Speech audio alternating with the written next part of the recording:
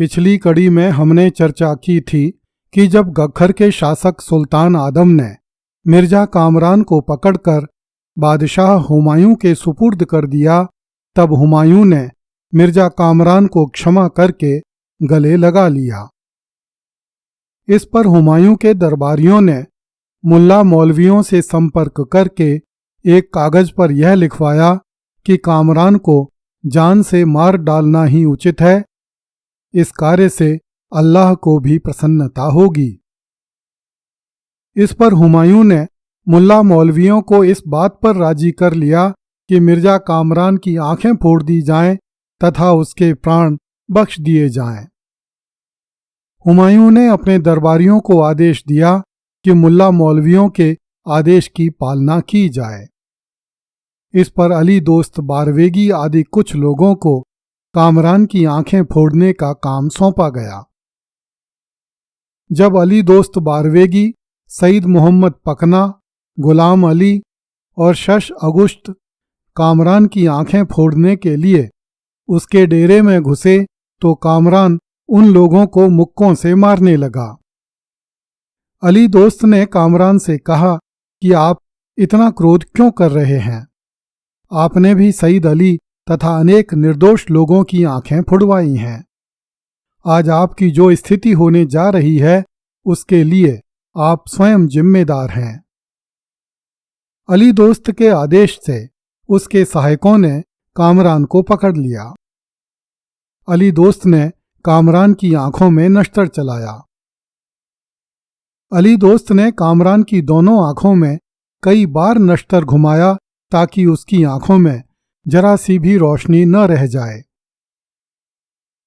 इस बात से यह अनुमान सहज ही लगाया जा सकता है कि हुमायूं के अधिकारियों में कामरान के विरुद्ध कितना गुस्सा भरा हुआ था। गुलबदन बेगम ने भी कामरान की आंखें फुड़वाने का वाकया लिखा है, जिसमें यही सब बातें कही गई हैं।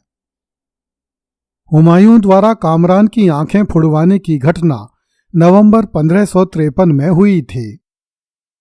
मुगल शहजादों की आंखें फुड़वाने का जो सिलसिला कामरान की आंखें फोड़कर शुरू किया गया, वह ईस्वी 1788 में बादशाह शाह आलम द्वितीय की आंखें फुड़वाए जाने तक बदस्तूर जारी रहा।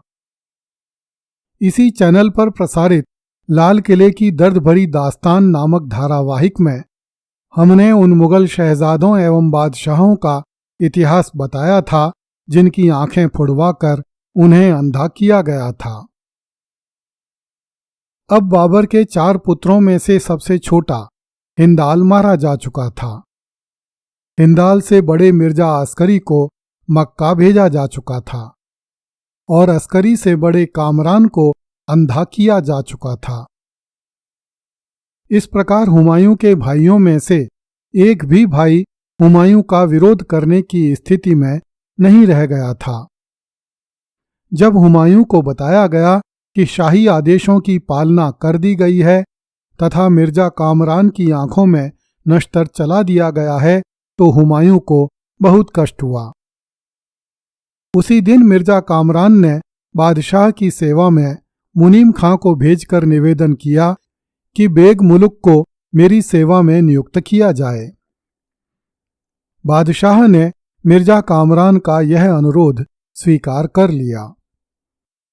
इस घटना के कुछ दिन बाद बादशाह ने जानूहा नामक अफगान कबीले के विरुद्ध सैनिक अभियान किया। इस अभियान में हुमायूं का फूफा मेहदी ख्वाजा मारा गया। दर्शकों को स्मरण होगा कि यह वही मेहदी ख्वाजा था जिसने भारत विजय के समय बाबर की बहुत सहायता की थी तथा खानवा के युद्ध के बाद वह बाबर को नाराज करके अफगानिस्तान चला आया था। अबुल फजल ने लिखा है कि इस युद्ध में हुमायूं के कई अन्य अमीर भी मारे गए। यहां से हुमायूं काश्मीर विजय के लिए जाना चाहता था, किंतु उसके अमीर इस अभियान के लिए तैयार नहीं हुए। इस कारण हुमायूं वहीं से काबुल के लिए लौट पड़ा।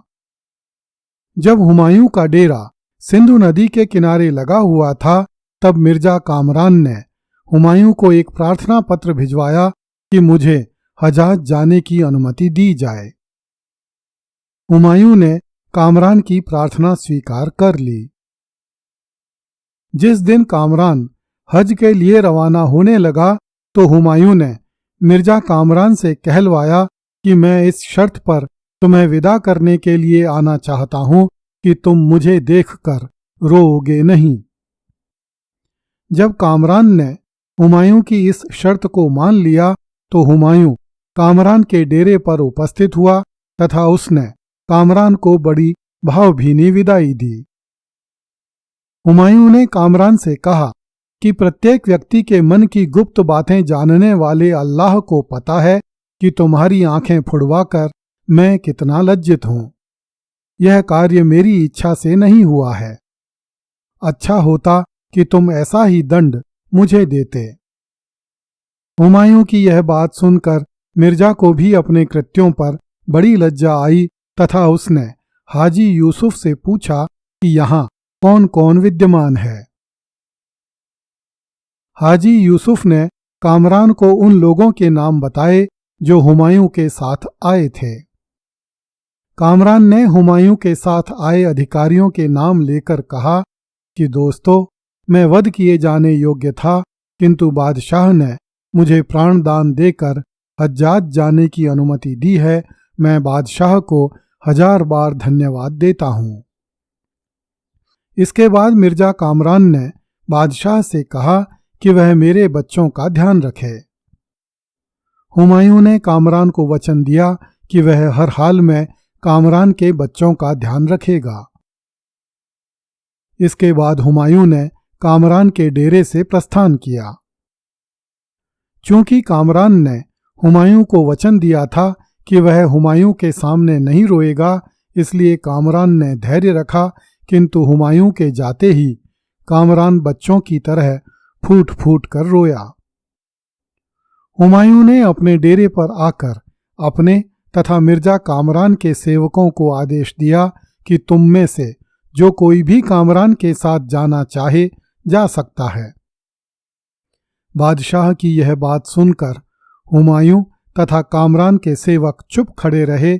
उनमें से कोई भी व्यक्ति भाग्यहीन शहजादे कामरान के साथ नहीं जाना चाहता था। यह देखकर हुमायूं के एक विश्वस्त सेवक को कामरान पर दया आ गई तथा उसने कामरान के साथ जाने का निश्चय किया। हुमायूं ने अपने इस सेवक को कुछ दिनों से कामरान को भोजन परोसने के काम पर लगा रखा था। बादशाह ने उस सेवक को मिर्जा के साथ जाने की अनुमति दे दी तथा कामरान की यात्रा का संपूर्ण खर्च उसी को सौंप दिया। बेग मलूम मिर्जा कामरान का घनिष्ठ सेवक था। उसे भी कामरान पर दया आ गई तथा वह भी कामरान के साथ जाने को तैयार हो गया।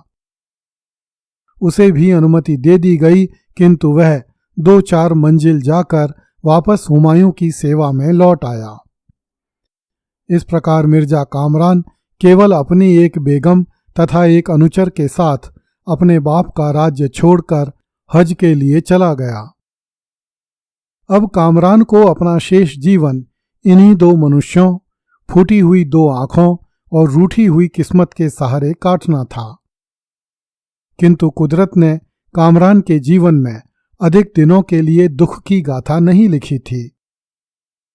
5 अक्टूबर 1557 को मक्का में ही मिर्जा कामरान की मृत्यु हो गई। उसकी बेगम तथा उसके सेवक का क्या हुआ, इस संबंध में कोई इतिहास नहीं मिलता। अगली कड़ी में देखिए, एक दरवेश हुमायूं के लिए जूतियां लेकर भारत से काबुल पहुंचा। कृपया इस चैनल को लाइक, सब्सक्राइब एवं शेयर करें। धन्यवाद।